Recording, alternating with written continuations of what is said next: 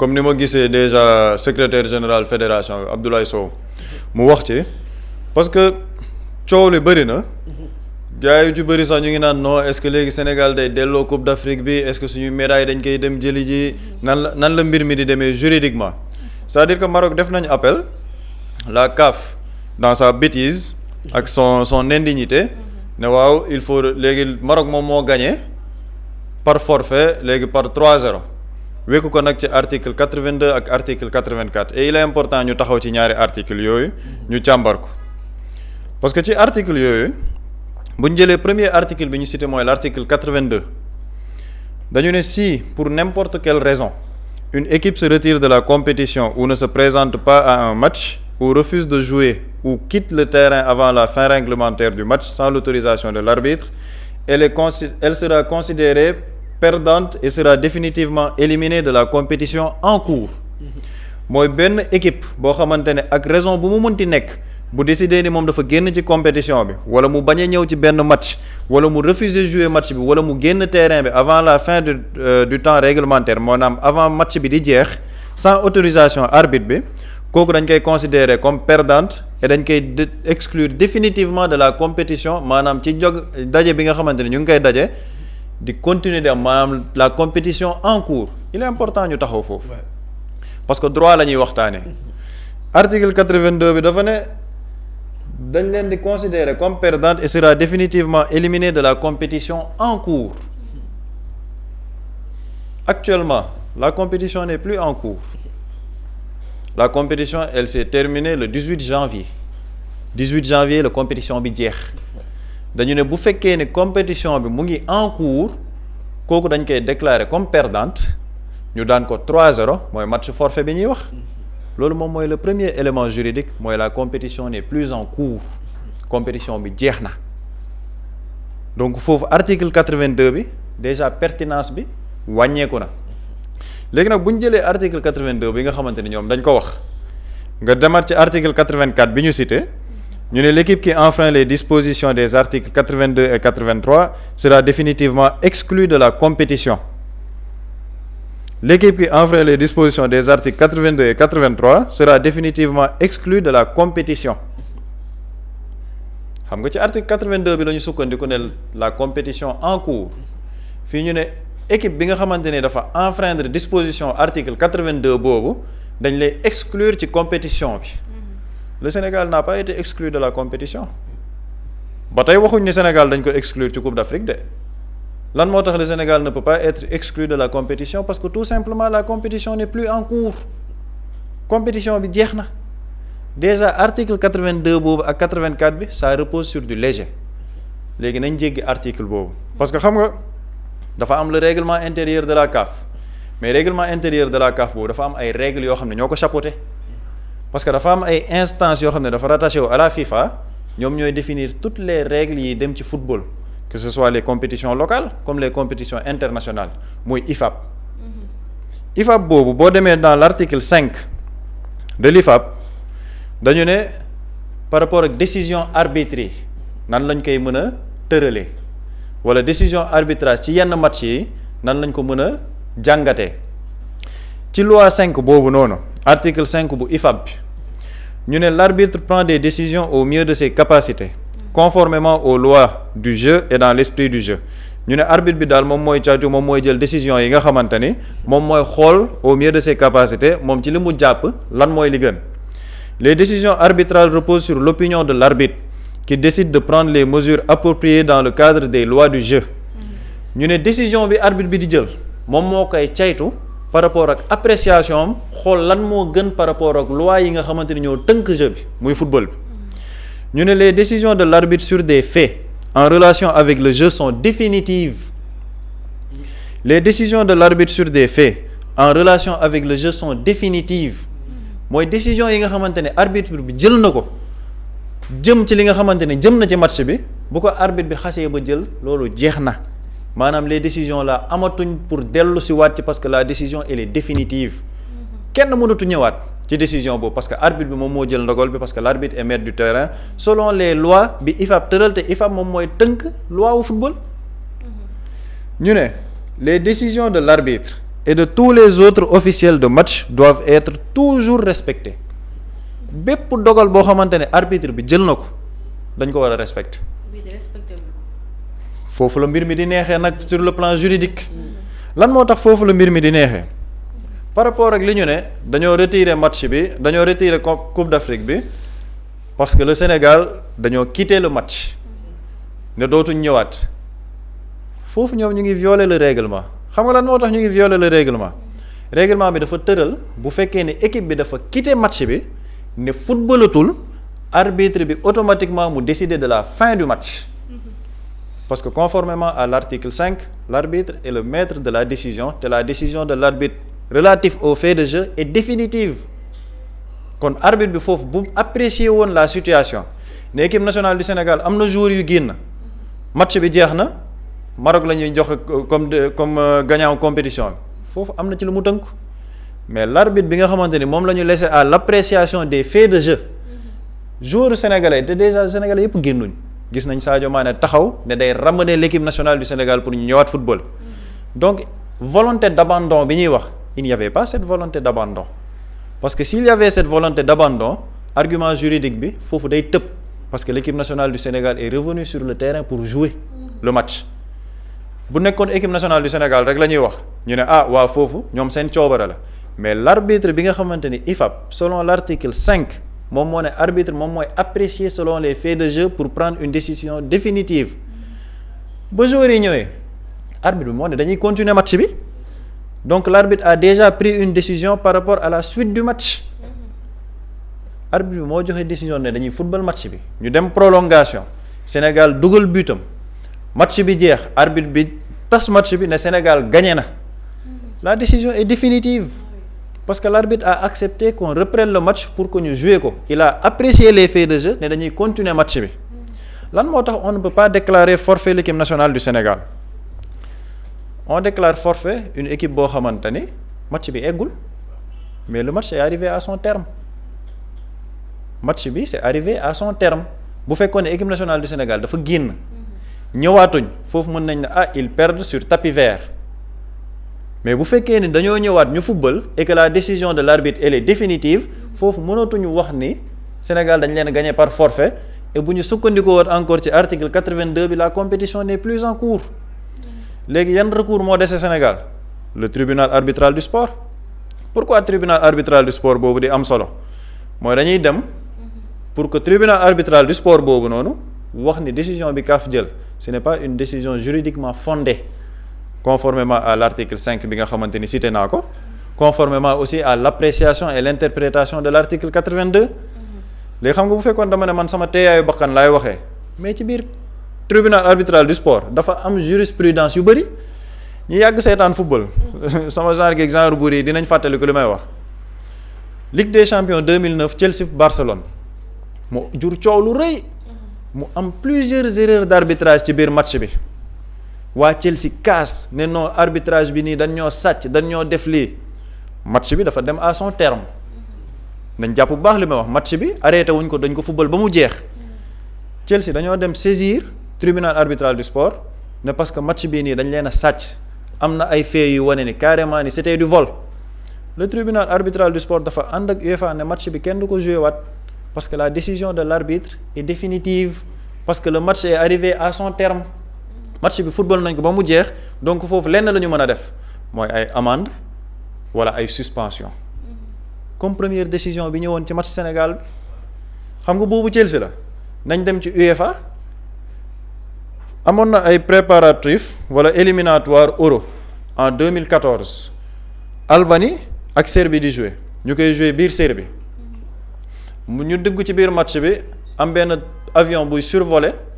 parce que ñoom dañoo nekkoon ci benn tension politique entre les deux pays mu am benn drapeau bu doon survoler ak benn avion loo xamante ni mën na jur coow entre les deux pays coow am pëccëxoo am ci biir match bi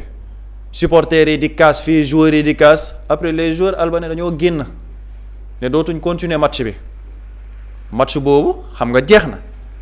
kenn joué wu ko UEFA ne dañuy jox victoire par tapis vert la Serbie 3-0 parce que gars yi continuer wuñ match bi il y a eu une volonté manifeste d'abandon ba ñu demee tribunal arbitral du sport dañoo casser la décision de l'UEFA ñu ne parce que la volonté manifeste d'abandon nekku fa woon parce que des problèmes de sécurité moo amoon donc équipe bi mënoon nañ génn parce que la sécurité par rapport au match n'était pas assurée à l'équipe nationale de l'Albanie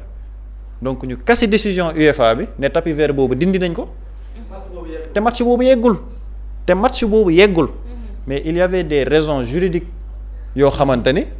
la sécurité n'est pas assurée mën nañu bañ a continuer et fii mënoon nañ ko wax ci match Sénégal bi parce que nos supporters ont été agressés nos joueurs Yehvan Diouf il a été agressé foofu mënoon nañu wax ni ñun la sécurité de notre joueur et de nos supporters n'est pas assurée parce qu'on est dans un environnement hostile ñu ngi ñuy attaqué donc footballatuñ. sans oublier suñu joueur yi doon xam ak xemmeleeku. mais absolument mais yooyu noonu yëpp bu match bi eggul woon sax ñu dem tribunal arbitral du sport mën nañu jox dëgg ne parce que les conditions de sécurité n'étaient pas réunies mais waxuma la ak nag match bu jeex arbitre bi def rapport par rapport à la CAF joxe ne match bi nii la demee ñu jox le vainqueur le trophée xam nga lii kañ la duñ doon ñëwaat ne on retire le trophée au Sénégal s'il y avait des cas de corruption avérés par rapport ak match bi ñu ne waaw Sénégal dañoo jënd arbitre bi mu leer naññ wala ñu ne daa am ay cas de dopage wala leneen am xam nga dañ koy gis ci football européen benn équipe football ci benn compétition après ñu ne équipe bi déclaré nañ ko dafa perdre match bi sur tapis vert 3-0 mais foofu lan mooy tax day am règle yu ndaw yoo xam ne duñ ko respecter par exemple un joueur bu amul licence wala boo xamante ni dafa nekk sous le coup de la suspension ñu joué loo ko foofu mën nañ la retirer victoire parce que daa am ay éléments yoo xamante ni da nga jouer le match dans une procédure illégale mais bu fekkee ne match bi nag egg na le Sénégal a respecté toutes les conditions parce que le motif de l'abandon mënatuñ ko indi parce que bu abandon amoon Sénégal duñ ñëwaat ci terrain dañuy jël seen bus dem ñibbi seen yoon mais ils ont joué ils ont gagné sur le terrain une décision matérialisée par l'arbitre donc une décision définitive donc tribunal arbitral du sport bu ñu fa demee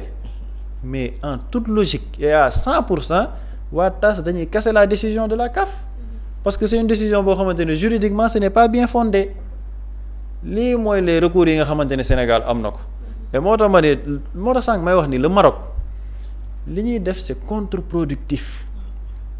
parce que yow yaa ngi joxe ay arguments yoo xamante ne juridiquement c'est facilement démontable boo jëlee article yi ñu visé sax ñoom tontu na leen mais donc le Maroc ak la CAF ils sont en train de ridiculiser tout un continent ci loo xamante ne jaru ko c'est en fait indignité boo xamante ne dépassé na foo ko mën a natt foofu lañ nekk nii di dund avec le Maroc et la CAF léegi nag man damaa gëm ne CAF mais xam nañ ne tribunal arbitral du sport bi c'est-à-dire que vraisemblablement day ñëw rejoindre le Sénégal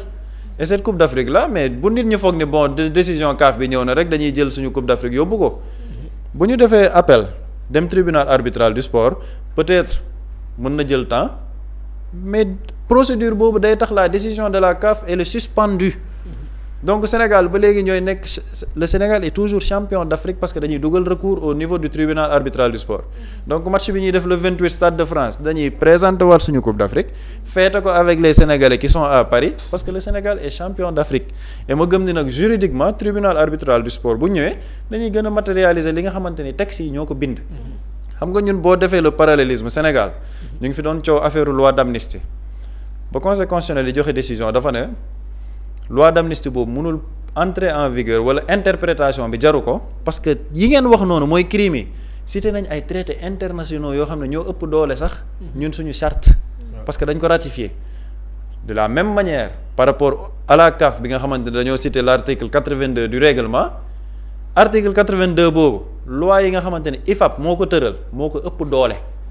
bu ñuy àtte loi wu IFAB yi nga xamante ne ñoom ñooy tënk les règles du jeu par rapport au football local et international foofu la ñuy sukkandiku te foofu nag ñoo ne une décision de l'arbitre elle est définitive parce que match bi arrivé na à son terme donc Maroc juridiquement man damaa jàpp ne dañoo dugg ci loo xamante ne Sénégal bu ñu defee taxawaay bu ferme def lépp lu ñu war a def sur le plan juridique avec de très bons avocats te man gëm naa ne am nañ ko mais tribunal arbitral du sport day confirmer la victoire de l'équipe nationale du Sénégal. mais Pape Samb bu fekkee tamit ñoom xam nañ lii yëpp pourquoi aussi ñuy insister ba tey ci loolu. mooy ñànki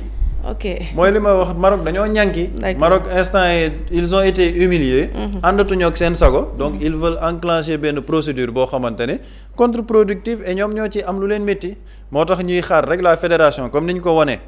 nañu continuer avec cette dynamique def recours bi ñuy def tribunal arbitral du sport et puis ils vont statuer ci loo xamante ni day nekk en faveur de l'équipe nationale du Sénégal man mi nga xamante ni droit laa jàng di ko xool loolu laa gëm en fonction tamit de la jurisprudence yi ma cité fii yépp mooy Albanie Serbie bi match Chelsea FC Barcelone bi yooyu noonu yépp ku ko tënku ñun la ñu nar a jox une décision juridique favorable. d'accord jërëjëf Boury ba tey ci li nga xamante ni mooy cadre juridique bi si lu Pape Samba Diatta wax nee na Sénégal ba tey mën na contester li nga xamante ni mooy dogal bi CAF jël. waaw am na kenn ku commenté sax ne nee na fédération jël Pape Samba mu dem porter dossier bi au niveau du TAS mais c'est très important. parce que depuis tey ci suba maa ngi gis am ñu naan ndax coupe bi dañ koy delloo wala médaille yi je pense que leeral bi am na solo li tax mu am solo mooy ci li ñu sukkandiku jury d'appel bi li ñu sukkandiku pour teg ay daan Sénégal am na beneen texte bi nga xam ne moo ko gën a féete kaw boo xam ni la mu wax mingoowul ak la nga xamante nii tey jury d'appel bi ci loolu lañ sukkandiku. et je pense que ni tey mën nañ ci am yaakaar parce que ci wàllum àtte Pape Samba dafa signé ay exemple ci yoo xamante ne nii ça se passe pas dans d'autres juridictions mais ci même juridiction bi nga xam ne moom la ñu visé tey muy tribunal arbitral du sport fa lañ ko àttee te bu fekkee ne am na des cas similaires yoo xamante ni dafa xew ci benn juridiction compétente dafa am ci lu ñuy woowee ci wàllu jurisprudence maanaam sukkandiku ci des faits antérieurs yoo xamante ne nii dafay déterminer tey une décision et je pense qu'avec l'exemple bi Pape Samba joxe ça permet de tey jël par rapport ak des événements qui ont eu lieu ci ay matchs que ce soit en Europe dans d'autres continents ou bien d'autres compétitions tey TAS mun ci sukkandiku pour tas li nga xamante ni nii mooy décision bi nga xamante ni nii jugee na ci jury d'appel bi pour man seen décision teguñu ko fenn ci dul ci ay tappale man tappale laa ko jàppee parce que tappale mënul weesu tey des joueurs qui ont été sanctionnés Saybari avec son comportement vidéo attesté et tout nga jël annuler li nga xamante ni nii mooy amende bi ñu ko teg réduire sa suspension jëlee ko ci 3 matchs yóbbu ko ci 1 match ak benn sursis teguñu ko fenn la coupe par exemple li mu ko souligner je pense que c'est très clair amul lenn lu ci nit di dolli coupe bu Sénégal la parce que match bi continuer la et li tax intervention Pape Samba am solo mooy exemple bi nga jël ci Birahim Diaz bu fekkoon ni Panenka boobu dafa dugal bii bi match bi jeexee li nga xamante ni nii mooy en faveur du Maroc est-ce que Maroc dina def recours non Maroc du def recours match bi c'est-à-dire que bu Sénégal li mu rejoué match bi Birahim Diaz ga bu ñu ñàkkoon ñun Sénégal bu ñu demoon fële commission disciplinaire wala ñu defaat appel ñu dem jury d'appel bu ñu fa demaatoon du tax ñu jox victoire Sénégal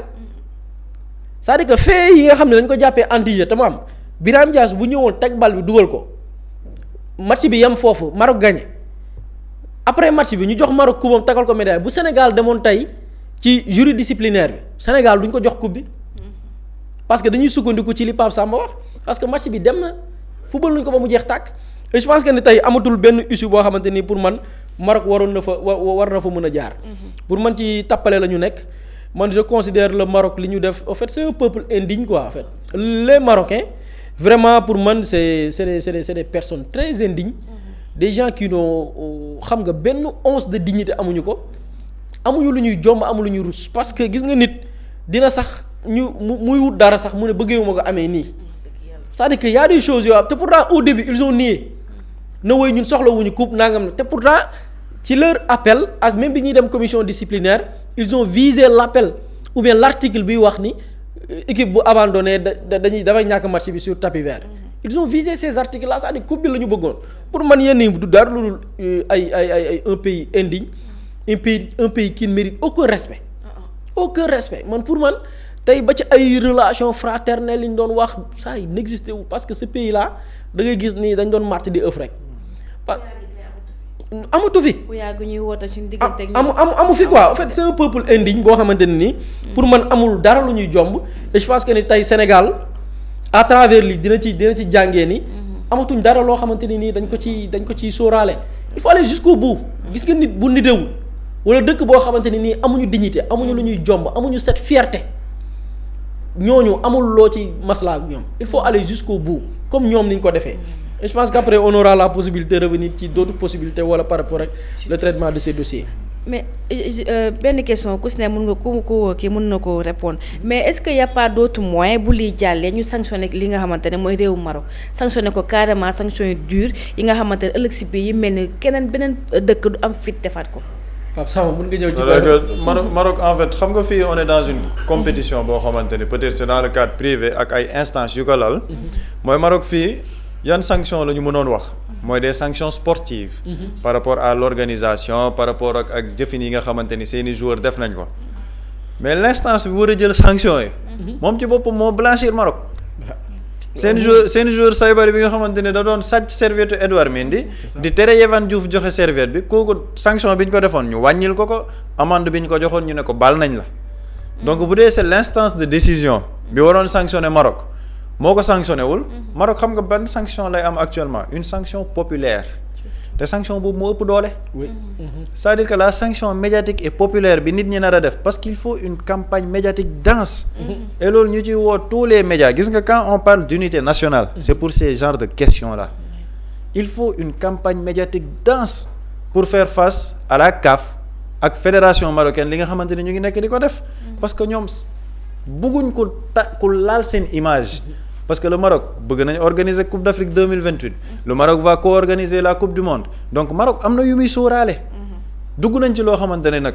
vraiment kenn xamul lu leen ko digal. mais il faut une réponse très dense de la part du Sénégal ñun sanction boobu lañ ci am mooy la sanction populaire et médiatique et du yam sax ci Sénégal parce qu'on l'a vu sur le plan international toutes les réactions gis naa Claude Leroy. mais Claude Leroy kenn mënul wax ni ce n'est pas une figure emblématique du sport africain. lan la wax dafa ne il y a vraisemblablement des faits de corruption. ne li nga xamante ni xew na foofu ça mais day yàq crédibilité wu continent africain. mais Claude Leroy saa yi bu dee Claude Leroy kenn gënu ko xam le football africain. kenn gënu ko légitime ci football africain. mais tout le monde dit la même chose donc Maroc damaa jàpp ne dugg nañ ci loo xamante ne moom et surtout ñu ngi koy ameel ak nag dëkk boo xamante ne dëkk bu miin xeex lañ de. dëkk boo xamante ne génn nañ ci xeex yoo xamante ne s'il faut porter le combat médiatique les gens le feront. s'il faut des campagnes de boycott les gens le feront te loolu xam naa dinañ ci ñëw sax sàng ñu ngi koy junj les relations diplomatiques loolu après dinañ ci ñëw il faudra que sénégalais yëpp taxaw temm. faire face à la CAF faire face au Maroc te ci wàll yi nga xamante ne nag ñun yoon may nañu ko ak li nga xamante ne xarala yi tamit pour ñëpp la fi nekkal et ñun dinañ ci bay suñu wàll. jërëjëf Pape Samba en tout cas daal bippe nañu dëkk bu bari crédit sax fu mu toll nii ñu jàll ci li nga xamante ne mooy troisième ci. Mously Immo Sénégal moo leen di indil saafara ci jafe-jafe bu ngeen am ci wàllum immobilier yow mi bëgg a jënd kër yow mi bëgg a tabax wala nga jaay sa terrain jokkool ak waa Mously Immo ku am sa kër bëgg ku la ko terrassel wala nga am sa tool bëgg ku la ko lotisel defal la ko ay terrain Mously Immo Sénégal daf leen koy jàppandal gunge leen ci anam gu mucc ayib ku am sa kër itam te nekkuloo ci biir réew mi bëgg ku la ko toppatool gérer la ko Mously Immo moo ci gën a gaaw gën ci wóor ku bëgg réfectionner tabax wala nga defar plan architecte mën nga jokkoo itam ak waa Mously Immo Sénégal mën ngeen leen a woo ci 77 887 25 13 77 887 25 13 Mously Immo indi saafara ngir jëndum kër tabax jaayum terrain terrasse yi ay tool wala lotissé ko defal leen ko ay terrain loolu lépp Mously Immo moo ci gën a gaaw man ngeen itam abonné ci seen chaîne YouTube Mously Immo Sénégal ngir am yeneeni xabaar yu gën a dëggu wala itam wàllum conseil ci wàllum immobilier fii ci biir réewum Sénégal